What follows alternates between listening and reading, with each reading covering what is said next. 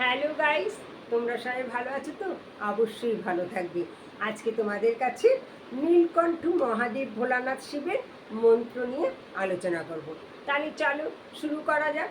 শুরু করার আগে লতার ডায়েরি চ্যানেলে যে সমস্ত বন্ধুরা আছো তাদের সবাইকে জানাই স্বাগত।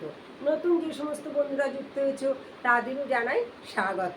আর যে সমস্ত বন্ধুরা আমাকে কমেন্ট করো, লাইক করো, শেয়ার করো, এমনকি সাবস্ক্রাইব করো, তাদের সবারকে জানাই থ্যাংক ইউ। তাহলে আজ শুরু করা যাক। তাহলে চলো শুরু করি। নীলকণ্ঠ মহাদেব ভোলানাথ শিবের মন্ত্র। ওং হ্রিং হোং নীলকণ্ঠায় ভগবতে রুদ্রায় নম শিবায়। ওম এর সাধনা এবং শিবের সাধনা একই।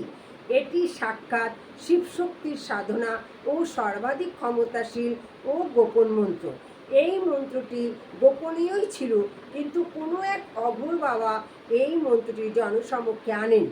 অঘোর বাবা এই মন্ত্রটিকে সিদ্ধ করে নিয়েছিলেন, তাই এই মন্ত্রের দ্বারা তিনি যে কোনো সময় শিবের সাক্ষাৎ পেতেন। তাহলে বুঝতে পারলে নীলকণ্ঠ মহাদেব ভোলানাথ শিবের মন্ত্র।